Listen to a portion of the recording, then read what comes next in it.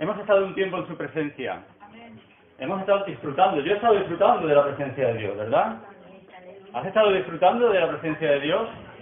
Pues para empezar, ¿por qué no le damos la gloria? ¿Por qué no le damos la honra y la alabanza con un fuerte aplauso a Jesús? Gloria a su nombre. Señor, tú eres el Rey de este lugar, tú eres el Rey del Señor, tú eres el que gobierna, el que dirige tu iglesia, Señor, y tú te mereces toda la gloria y toda la honra. Y ahora te voy a pedir que me acompañes en una oración. Te voy a pedir que si puedes te pongas en pie, que si puedes haces tus manos al cielo, porque lo que tiene Dios para ti es especial en esta tarde. Pide al Señor que su palabra te inunde en esta tarde, que su presencia, que su espíritu te pueda tocar, que la palabra que va a ser predicada esta tarde pueda ser de aliento para tu vida, pueda ser de confort, que reconforte tu alma, que reconforte tu espíritu. Pide al Señor, pide al Espíritu Santo que te hable, que te redarguya en esta tarde.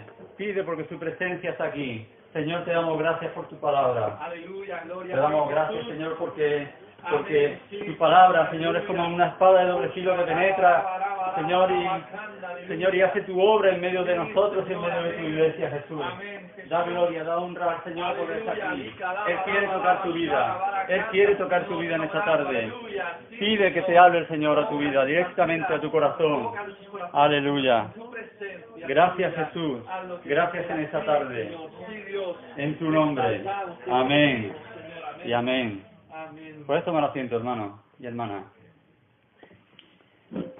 Lo que quiero compartir en esta tarde, casi Luisa empieza a predicar por mí, pero yo voy a continuar hablando sobre la segunda venida del Señor. Porque, ¿sabes? Cristo está pronto a volver a por su iglesia amada. ¿Lo crees? ¿Lo crees? Dile al que tienes a tu lado, Cristo viene a por su iglesia. Aleluya. Gloria a Dios. Gloria a Dios. Cristo viene. Y quiero compartir esa palabra hablando de la religiosidad y de cómo afecta la religiosidad en el sentido negativo de la palabra, cómo puede afectar a nuestras vidas de cara a la venida del Señor. Porque, ¿sabes? Cristo quiere venir a por una iglesia que esté preparada, una iglesia que esté dispuesta, una iglesia santificada para Él. Una iglesia en la que el pecado sobre por completo. Una iglesia emblanquecida por la sangre de aquel que ha dado toda su vida por nosotros. ¿Sabéis? A Jesús le costó muy caro la cruz. Le costó toda su sangre. Y todo fue para limpiarte de tus pecados y para que ese hecho fuese algo que te diese inicio en tu vida pasada de pecado para que pudieses estar con Él por toda la eternidad. ¿Lo crees? Amén.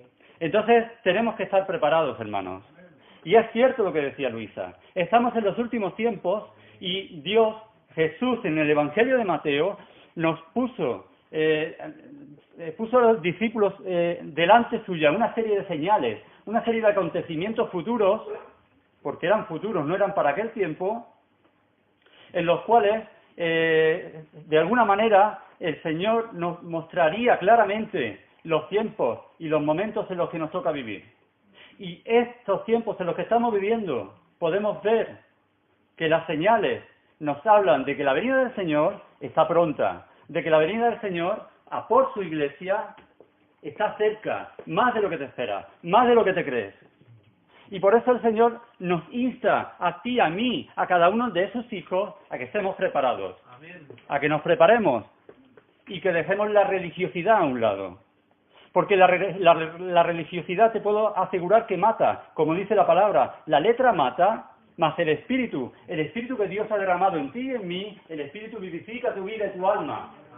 Porque es la que hace que tú seas una persona, un creyente, lleno del aceite en sus lámparas y provisto para que cuando venga el Señor te vea dispuesto y dispuesta para estar con Él.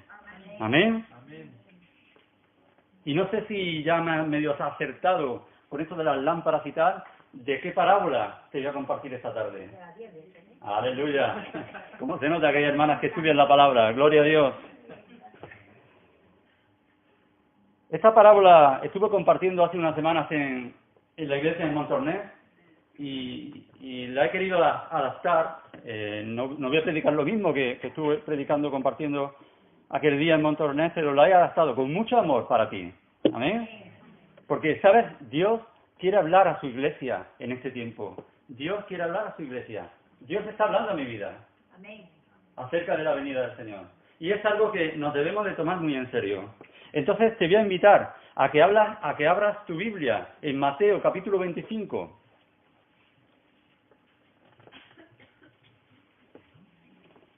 A partir del versículo 1.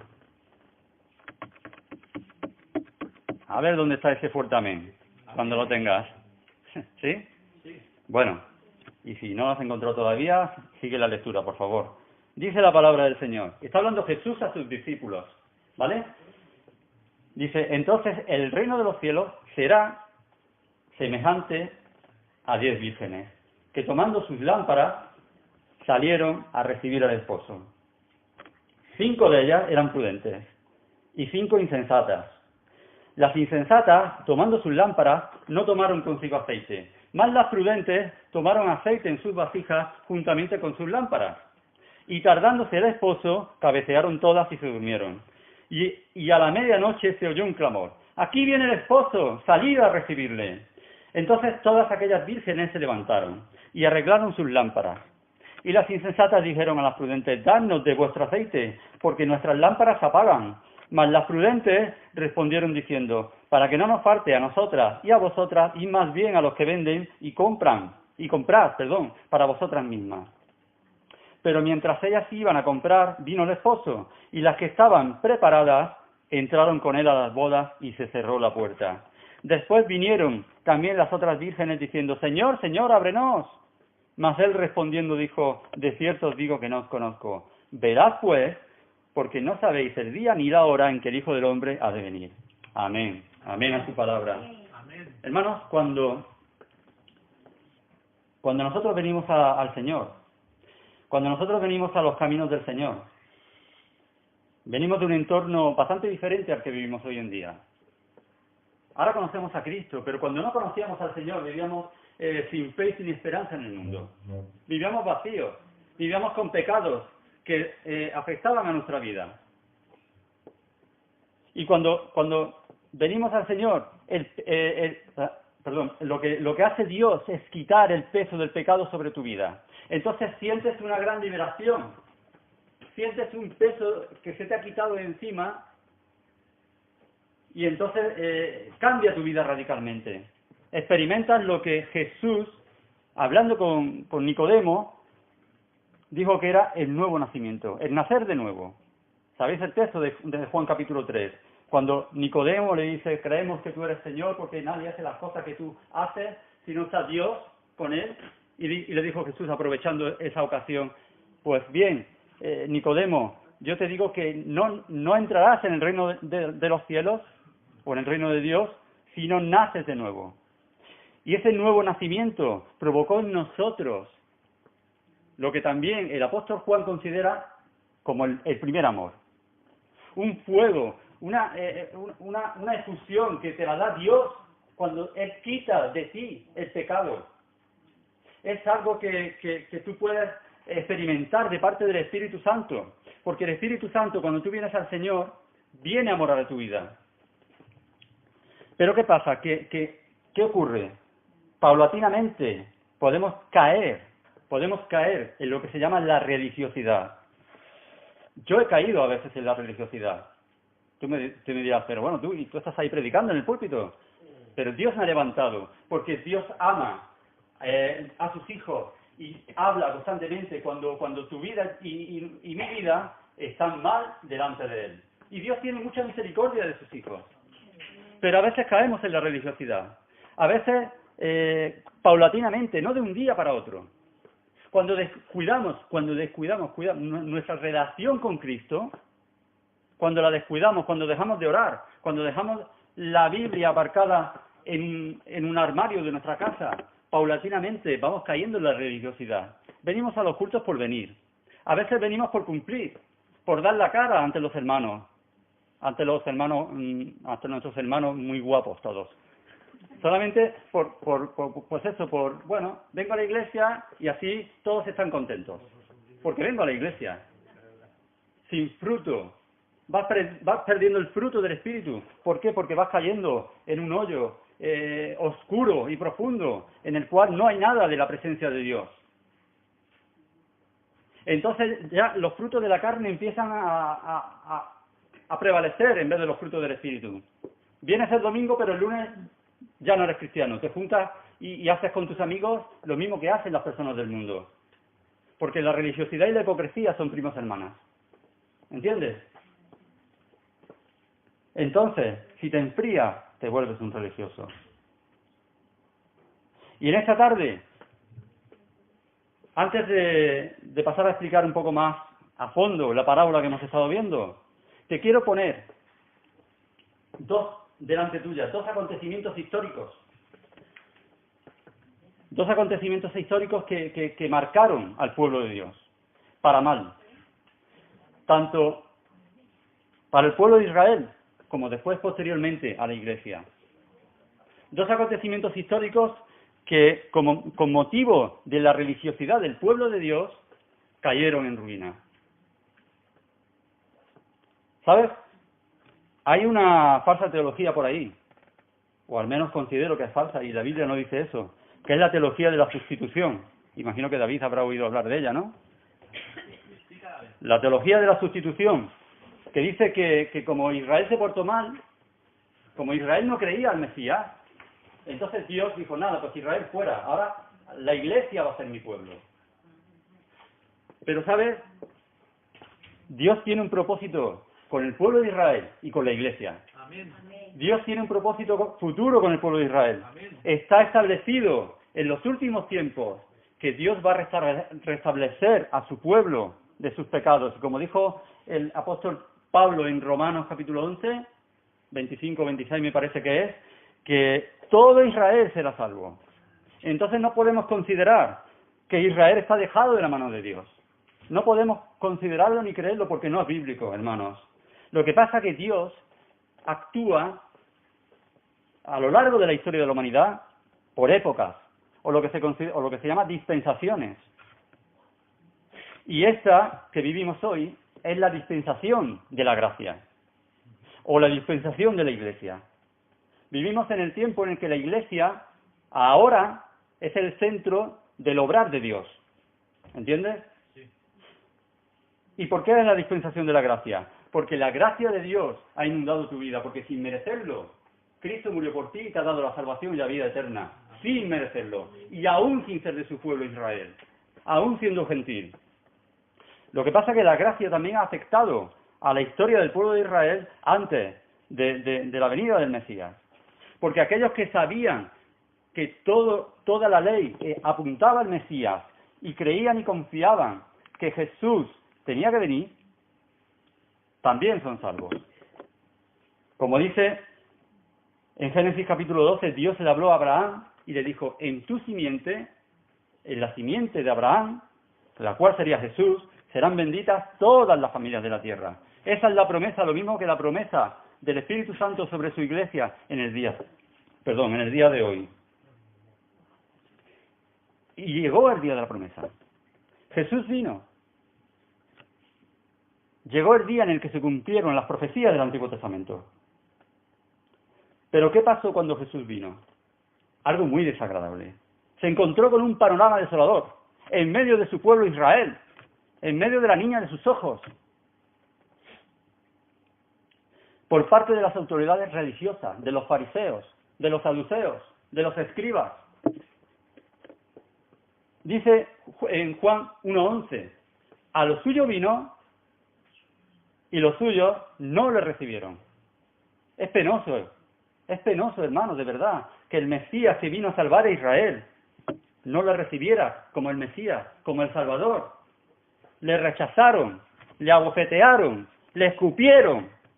Y aun cuando estaba delante de su pueblo, y estaba allí Jesús con Barrabás, con un ladrón, con un asesino, que ni siquiera guardaba la ley y los mandamientos, porque en la ley dice no matarás y no robarás.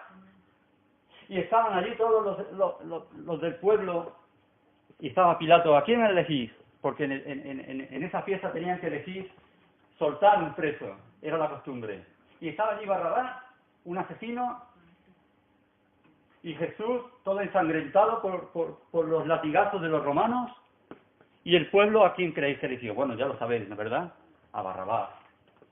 Y contra Jesús, ¿qué decían? ¡Crucifícale, crucifícale! Todo porque la religiosidad de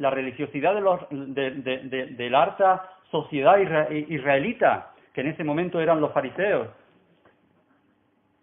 siempre estaba instigando al pueblo para que negasen a Jesús, para que negasen al Mesías, porque creían que era, según la doctrina que predicaba Jesús, que era un hereje. Dice en Mateo capítulo 26, versículo 24, dice: viendo Pilato que nada adelantaba, sino que se hacía más alboroto, tomó agua y se lavó las manos delante del pueblo, diciendo: inocente soy yo de la sangre de este justo, allá vosotros. Y respondiendo todo el pueblo, dijo: fijaos, esto es grave, el pueblo de Israel, dijo: su sangre sea sobre nosotros y sobre nuestros hijos. Y dice que entonces le soltó a Barrabás. Pero ellos estaban trayendo juicio sobre sus vidas. Y un juicio terrible. Estaban con sus bocas proclamando: nosotros somos los responsables de la muerte de Jesús. Que su sangre sea sobre nosotros. Pilatos, tú no te preocupes. Si quieres, lávate las manos, pero los responsables somos nosotros. Su sangre sea sobre nosotros y sobre nuestros hijos. Y sabéis, Jesús ya profetizó que eso iba a traer destrucción al pueblo de Israel. En Lucas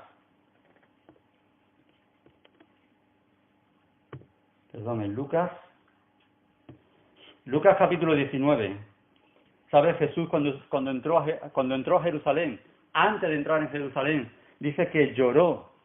En 2 ocasiones Jesús lloró en los evangelios. Cuando murió su amigo Lázaro y cuando se presentó delante de Jerusalén.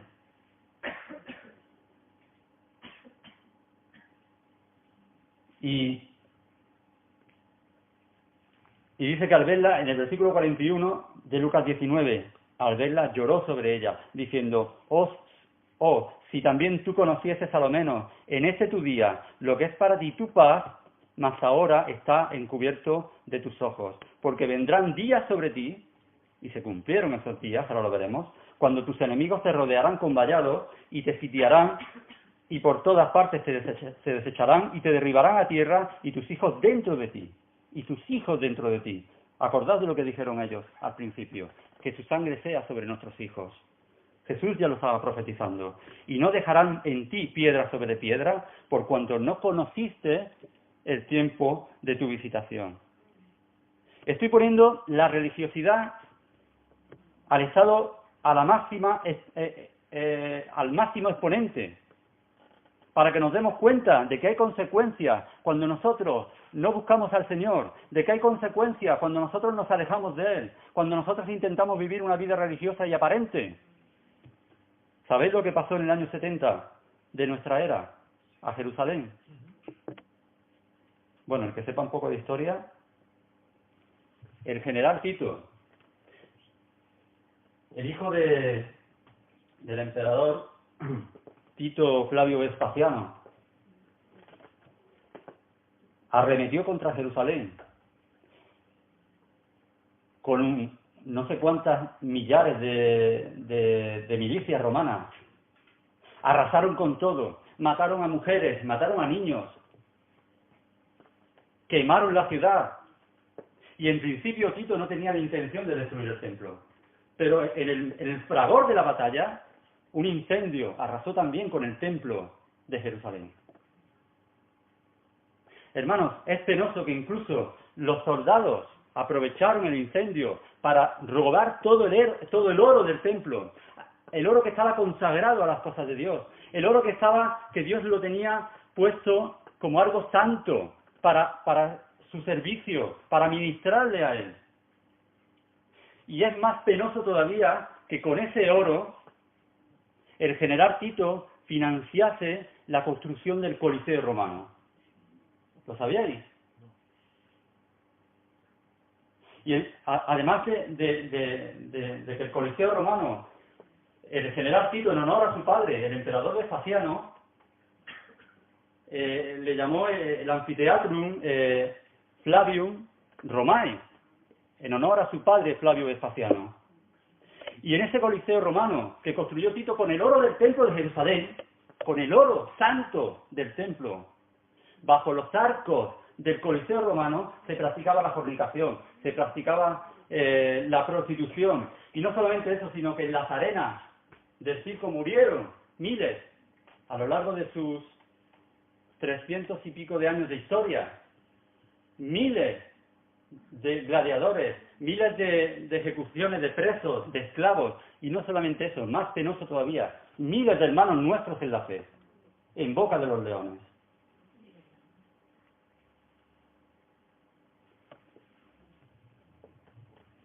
Es más, el hermano menor del general Tito, Tito Flavio Domiciano, que fue uno de los peores emperadores que tuvo el Imperio Romano. En maldad se le comparaba a Calígula o a Nerón. ¿Sabéis Nerón, que quemó Roma, le echó la culpa a los cristianos, verdad? Fijaos hasta dónde llegó la religiosidad. Que su sangre sea sobre nosotros. Y su sangre fue sobre ellos, fueron destruidos, y las cosas santas de Dios fueron utilizadas para maldecir a muchas personas y maldecir incluso a la Iglesia, con la muerte de los cristianos en el Coliseo. Claro, esto es un ejemplo muy exagerado, ¿verdad? Pero estamos hablando del pueblo de Israel. Pero en la Iglesia, año 313 después de Cristo, uno de los últimos emperadores del Imperio Romano, porque 100 y pocos años después caería el Imperio Romano, Constantino el Grande. Dice que en una batalla tuvo una visión, por lo menos los anales de la historia cuentan eso, en el que vio una cruz en el cielo y una voz que decía: bajo este símbolo vencerás. Y claro, tú puedes decir: aleluya, un emperador romano que además en sus inicios perseguía a la Iglesia, se convierte a Cristo. Eso aparentemente puede ser bueno, ¿no? Puede ser bueno. Le pasó a Saulo, perseguidor de la Iglesia en el judaísmo, y fue uno de los grandes apóstoles de la historia. Pero en el caso de Constantino no fue así. Con motivo de la conversión de Constantino, se abrieron miles de iglesias por toda Roma. El cristianismo fue la religión oficial del Estado. Ya no somos perseguidos, aleluya, gloria a Dios. Ya no nos echan a los leones, el emperador es cristiano. Ahora viviremos mucho mejor. Ahora tendremos grandes templos. Ahora nos sentaremos cómodamente en los bancos de nuestras iglesias y nadie nos tendrá que perseguir porque seamos cristianos. Pero, ¿sabes? Eso lo usó Satanás para acomodar a la iglesia. Y no te digo que de un día para otro la iglesia fue de mal en peor. Tal vez de una década en otra, de una década para otra, tal vez de un siglo para otro. Pero cuando llegamos al siglo XII aproximadamente, o al siglo XIII, en Europa había un oscurantismo espiritual. Se palpaban las tinieblas en el ambiente. Un oscurantismo que estaba gobernado por la Iglesia. La Iglesia estaba totalmente fría, sin presencia de Dios, salvo algunos grupos que salían por ahí, que anhelaban realmente la presencia y la palabra de Dios, y eran aniquilados. Llegó hasta tal punto la religiosidad de la Iglesia, que se mataba en nombre de Dios, se quemaba a las personas que no estaban de acuerdo con los altos cargos de la Iglesia.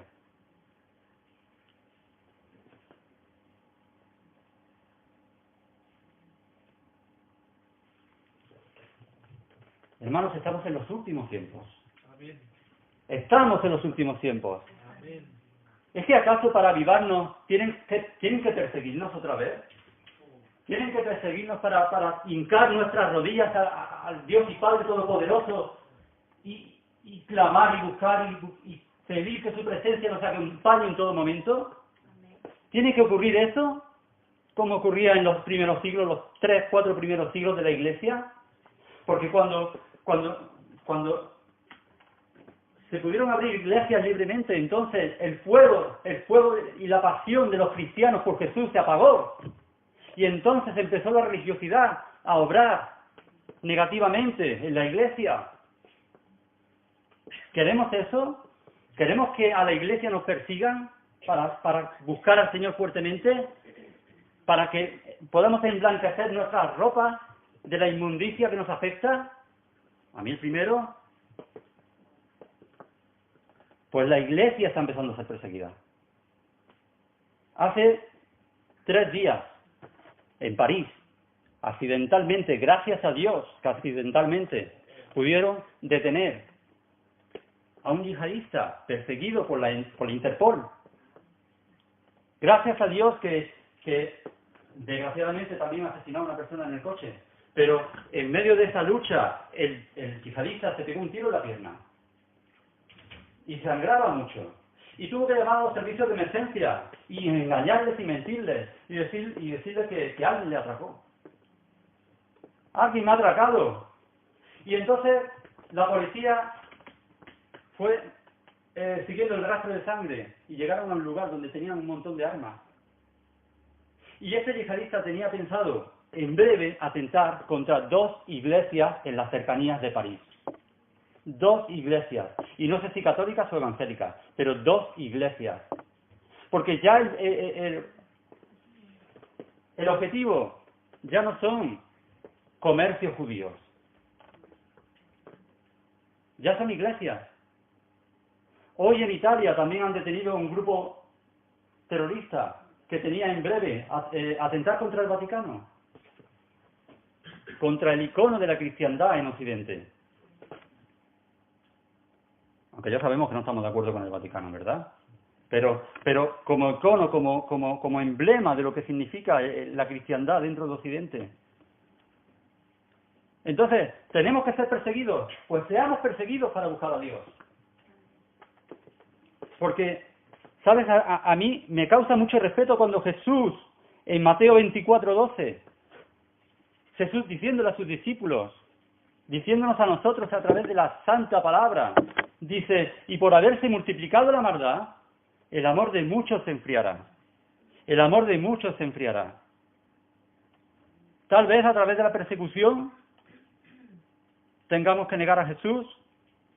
Te digo que si estás lleno del Señor, que si estás lleno del Espíritu Santo, que si tu vida no es una vida religiosa, nunca le vas a negar. Aunque te pongan una pistola delante de ti, nunca vas a negar al Señor, porque la presencia de Dios está sobre tu vida y el aceite está sobre ti, la unción del Espíritu Santo, hermanos. Amén. Desgraciadamente, en estos últimos tiempos, la Biblia dice y habla sobre la apostasía. El amor de muchos se enfriará. Jesús dice, y seréis perseguidos y seréis aborrecidos de todas las naciones, y os perseguirán y os matarán. Y si es necesario que la Iglesia clame por un avivamiento, si es necesario que esto pase, pues debe de ocurrir. Porque además no es que estén los planes de Dios, sino que Dios sabe el futuro. Y sabe que antes de que Jesús venga por su Iglesia, vamos a ser perseguidos. El apóstol Pablo en 2 de Tesalonicenses 2:3 dice, nadie os engañe en ninguna manera, porque no vendrá, se refiere al hombre de pecado, sin que antes venga la apostasía. ¿Y la apostasía qué es? La apostasía es que yo siendo cristiano, dejo de ser cristiano públicamente. Y lo confieso con mi boca. No, ya no soy cristiano. Esa es la apostasía. Apartarte de Cristo. Apartarte del Señor. Tal vez por miedo, tal vez porque eres un religioso, no lo sé. Entonces, dice la parábola No te pongas tan serio y tan seria. Cristo vive. Dice la parábola que había 10 vírgenes. Escúchame, 10 vírgenes. Y las 10 estaban esperando al esposo. Bueno, la traducción más correcta sería doncellas. ¿Vale? Porque además eran las acompañantes de los novios. No era la novia. No es la iglesia. Este texto no tiene nada que ver con el de las bodas del Cordero en Apocalipsis 19. Es una parábola para ilustrar los tiempos del fin. Pero eran 10 doncellas, de estas que van acompañando. Hace poco se casaron. Aleluya. ¿No? Iban 2 niñas, no sé, 2 o 3. Muy guapas. Pues en esta parábola eran 10. 5 de ellas eran prudentes y 5 insensatas. Pero las 10 estaban esperando. Las 10. Si lo trasladamos a la época de la iglesia, las 10 venían a todos los cultos. Las 10. Aleluya. No se perdían ni uno. Las 10 doncellas participaban de las actividades de la iglesia.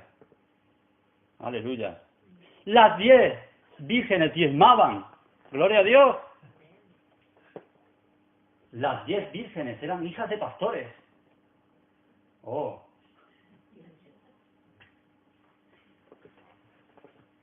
Pero 5 eran prudentes y 5 insensatas. Y perdonadme, pero otra traducción más chabacana en los días de hoy de insensatas es tontas. Sí. Pero bueno, vamos a llamarles insensatas, ¿vale? Dice que las insensatas, tomando sus lámparas, no tomaron consigo aceite, las insensatas. Y es que las lámparas de antes, yo cuando era pequeño las vi, lámparas de aceite, se llama quinqué o algo de eso. Era parecida a candil. Sí, bueno, y había con un algodón impregnado en aceite, yo cuando era pequeño, Entonces, ¿qué pasa? Que había un cortejo nupcial, porque antes en las bodas hebreas, el novio iba a por la novia, y en la casa de la novia esperaban la novia y las doncellas.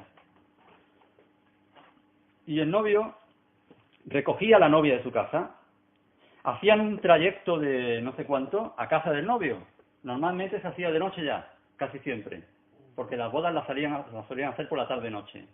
Entonces cogía a la novia, se iban a casa del novio, y allí hacían la boda, y entonces en ese trayecto iban acompañando las doncellas, iban acompañando con lámparas, y dice que 5 llevaban las lámparas con aceite, y además un pequeño recipiente con aceite de repuesto, porque cuando se acaba el aceite ya la lámpara no funciona, y no ven ni torta, ¿vale? Y dice que las prudentes tomaron aceite en sus vasijas juntamente con las lámparas. Y tardándose el esposo, cabecearon todas y se durmieron. Tardándose el esposo. Hay quien dice que Cristo no viene pronto. Que queda mucho todavía porque venga el Señor. Pues yo creo que no. Las señales son claras. Las señales son obvias. Y Cristo quiere que tú estés preparado y preparada para cuando Él venga. Y dice que se durmieron. Dormirse, escúchame, dormirse es normal, es algo natural. Cuando tienes sueño te duermes, ¿verdad? Cuando tienes mucho sueño, yo me quedaba en la barra de la cafetería dormido cuando iba a ver a Sara allí a Guadalajara. Lo estábamos así tomando y me quedaba dormido. Porque conducía toda la noche. Seguramente esta noche me quede dormido en el trabajo porque casi no he dormido hoy preparando la predicación y tengo que trabajar dentro de un rato. Si es normal que te duermas. Si lo aplicamos a lo espiritual, a veces, pues eso, nos dormimos espiritualmente. ¿Verdad? Ojalá estemos siempre bien despiertos y vivos y saltando y brincando, alabando al Señor y glorificando su nombre. Amén. ¡Aleluya! Amén. Pero no siempre es así, ¿verdad? Pero lo malo no es dormirse. O sea, perdón, sí, exacto, lo malo no es dormirse, siempre y cuando te despiertes. Y te despiertes a tiempo. Y dice que llegó el versículo 6, y a la medianoche se oyó un clamor. Aquí viene el esposo, salid a recibirle. Y entonces todas ellas, todas las 10 evangélicas, se levantaron y arreglaron sus lámparas. Claro, las 5 insensatas tenían todavía aceite, porque el aceite no lo pierde de la noche a la mañana. La presencia de Dios no la pierde de la noche a la mañana. No tarda. Si tú eres creyente, al día siguiente ya no dejas de ser creyente así de repente. Es el diablo sutilmente, a través del sofá, a través de la televisión, a través del gran hermano. Es sutil. Y vas perdiendo aceite.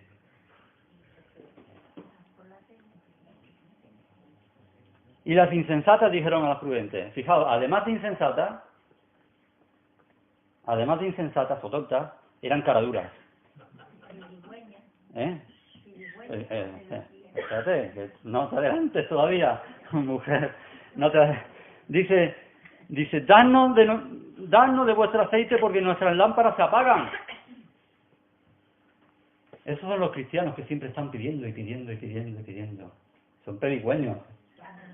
Esos son los cristianos que siempre están pidiendo un consejo y nunca son los que dan el consejo. ¿Verdad? Danos de nuestro aceite, o sea, de vuestro aceite. Pero claro, las prudentes fueron sabias. Dice, no. Ve. ¿Dónde está? Que no le veo. Dice, id más bien a los que venden y comprad para vosotras mismas. Porque a veces le tienes que decir al hermano o a la hermana, sí, vale, yo te puedo dar un consejo, pero busca tú al Señor, pídele que te ayude, pídele que te dé revelación, pídele que te diga qué tienes que hacer en esta situación que te asedia. Porque Dios te ha dado armas para que Él te pueda hablar. Amén. Esas armas son la oración y son la palabra de Dios. Amén. Hay cristianos que solamente piden y piden y piden y piden y no paran de pedir. ¿Y cuándo van a dar? Entonces, te hago una pregunta. ¿Se puede comprar aceite? ¿Se puede comprar la presencia de Dios? Porque dicen las prudentes, no, ¿dónde está? Dice, id vosotras mismas a comprar el aceite. Te pregunto, ¿puedes responder? ¿Se puede? Pues no sabes, ¿no?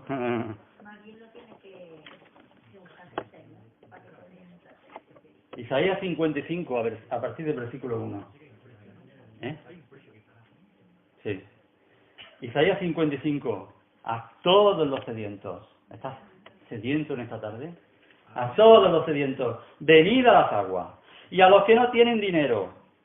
Venid, comprad y comed. Comprad y comed. Venid, comprad sin dinero y sin precio vino y leche. La gracia de Dios es gratuita. La presencia de Dios, el Espíritu Santo sobre tu vida es gratuito. Jesús lo pagó en la cruz del Calvario, derramando toda su sangre por ti y por mí. Aleluya.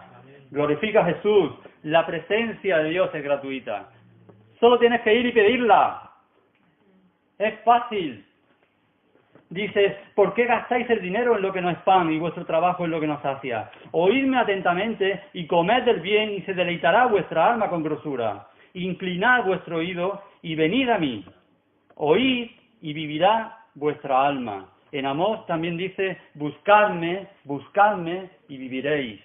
Aleluya. Entonces fueron a comprar, no sé qué tipo de aceite comprarían, que se fueron a Granollers. Porque vinieron tarde. Dice que cuando después vinieron también las otras, pero mientras ellas iban a comprar, versículo 10, vino el esposo. Y las que estaban preparadas, las que estaban dispuestas, las que estaban cada día orando, las que estaban buscando la presencia del Señor, las que estaban anhelando su venida, diciendo, Señor, ven pronto por tu iglesia, anhelamos tu venida, te anhelamos a ti, Jesús. Aquellas vírgenes que estaban esperando la manifestación del Hijo de Dios, entraron con él. Y las otras, por despistadas y religiosas, se quedaron atrás, diciendo, ábrenos, Señor, Señor. Y el versículo 12 dice, de cierto os digo que no os conozco. Qué penoso, hermanos. Hay otro texto afín en Mateo capítulo 7, cuando dice que estaban, es otra de las enseñanzas de Jesús en el Sermón del Monte, dice, no todo el que me dice Señor, Señor. Tristemente, y hoy lo hablábamos con una amiga nuestra de Sale de mí, hay personas que van a la iglesia, pero reconocen públicamente que el lunes se olvidan de ser cristianos. ¿Verdad? Lo decía Mari hoy. Y tal vez llegue el momento en el que el Señor le vaya a pedir cuentas. Y tal vez llegue el momento en el que el Señor venga y ellas se queden. Y entonces dirán, y entonces se acordarán y dirán, Señor, Señor. Pero Jesús les va a decir, nunca os conocí. Velad pues porque no sabéis ni el día ni la hora en el que el Hijo del Hombre ha de venir. Hermanos, la única manera, como dijo Jesús, queremos obedecer a Jesús, Él dijo velad, ¿sí? La única manera de velar y de despertar a la realidad de lo que Dios quiere para tu vida es proveyéndonos, di conmigo, proveyéndonos de ese aceite, proveyéndonos de la presencia de Dios. Amén.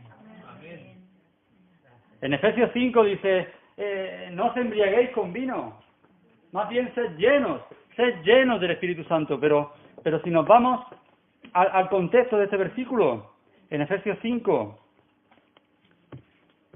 lo vamos a leer, Efesios 5, y vamos terminando este tiempo. En el versículo 14, dice, por lo cual dice, despierta. Lo oigo más fuerte, a ver si te despierta.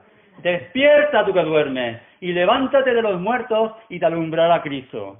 Mirad pues con diligencia cómo andéis, no como necios, sino como sabios, aprovechando bien el tiempo, porque los días, y aquí lo vuelve a repetir el apóstol Pablo, los días son malos. Tal vez crees que el yihadismo está por ahí a cientos de miles de kilómetros de aquí. Está aquí a la puerta de la esquina. Y no sabemos cómo pueden reaccionar de cara a los creyentes. Los días son malos, como dice aquí. Por tanto, no seáis insensatos. Aquí vuelve a repetir la palabra insensatos, sino entendidos de cuál sea la voluntad del Señor. Este texto es afín al de Romanos capítulo 12, cuando dice, no os conforméis a este siglo, no os conforméis a este sistema de cosas, no os conforméis a lo que el mundo te ofrece, sino renovaos en el espíritu de vuestro entendimiento para entender cuál es la voluntad de Dios sobre tu vida, sobre mi vida. No seáis insensatos, sino entendidos de cuál sea la voluntad del Señor. Y aquí ya es cuando dice, no os embriaguéis con vino, en lo cual hay disolución, sino antes bien, sed llenos del Espíritu. Aleluya. Cuando estamos en su presencia, cada día, velando, buscando, orando, leyendo, congregándose, sirviendo al Señor. Porque el lema que estamos tocando los domingos es servir al Señor con alegría. Y te digo que tu servicio no caerá en vano. Como dice 1 Corintios 15, 58. El servicio que tú le des al Señor y a los hermanos no cae en vano. Es para su gloria, es para su honra, es para su alabanza. Es para que además tú estés más y mejor dispuesta para el día que llegará, y espero verlo, en el que el Señor venga por ti y a por mí. ¡Aleluya! Amén. Cristo viene. Amén. ¡Aleluya! Da un fuerte aplauso a Jesús. Cristo viene por su iglesia. ¡Aleluya! Y dice que será como ladrón en la noche. Pero no será como ladrón en la noche para ti y para mí, que estamos velando, que estamos pendientes de los tiempos en los que Él nos ha puesto para que estemos mirando los acontecimientos. en los que nos ha tocado vivir. Vendrá como ladrón en la noche para aquellos que se pierden, de imprevisto, inesperadamente, de repente se verán que se quedan aquí en el momento en el que el Señor venga por su iglesia. Pero para nosotros no vendrá como ladrón en la noche. Nosotros estamos preparados con las ropas emblanquecidas para recibir al esposo, a Jesús, el Rey de Gloria. Amén. Aleluya. Amén. Que no te pille por sorpresa. Cristo viene a por su iglesia. Amén. Para aquellos que le buscan, para aquellos que velan, para aquellos que quieren estar con Él. Por eso su presencia es fundamental para nuestras vidas personales y para nuestra vida como iglesia. Y está bien lo que estamos haciendo.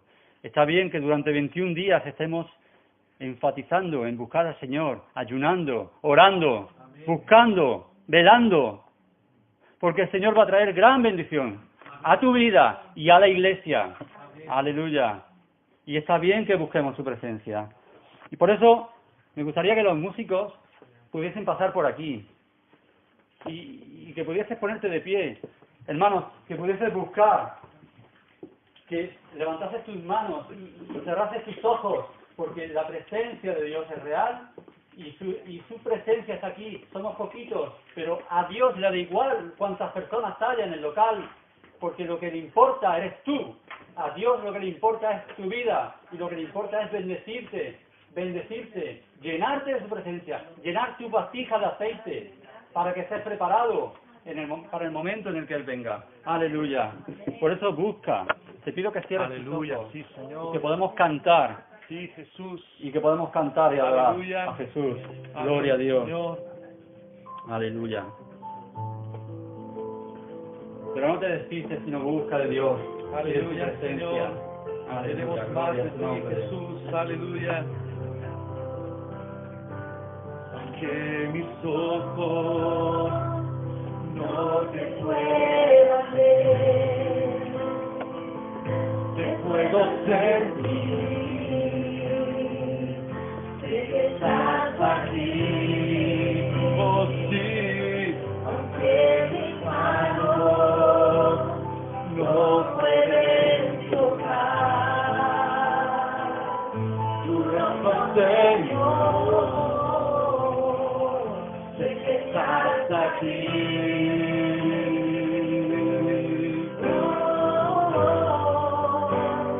mi corazón puede sentir tu presencia, tú estás aquí, tú estás aquí. Puedo sentir tu gran amor, tú estás aquí, tú estás aquí.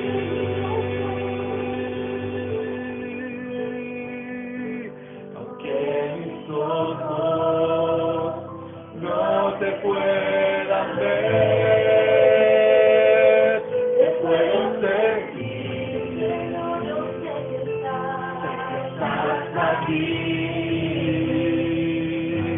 porque mis manos no pueden tocar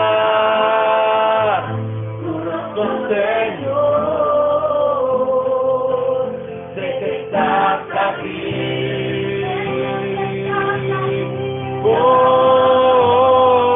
oh, mi corazón puedes sentir tu presencia, tú estás aquí, tú estás aquí,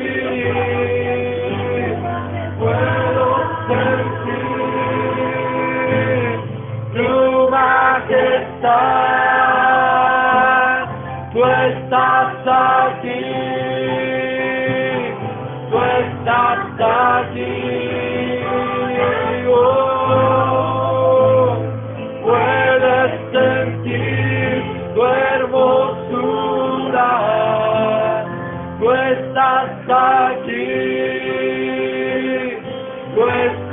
está aquí. Puedo sentir tu gran amor. Tú estás aquí. Tú estás aquí.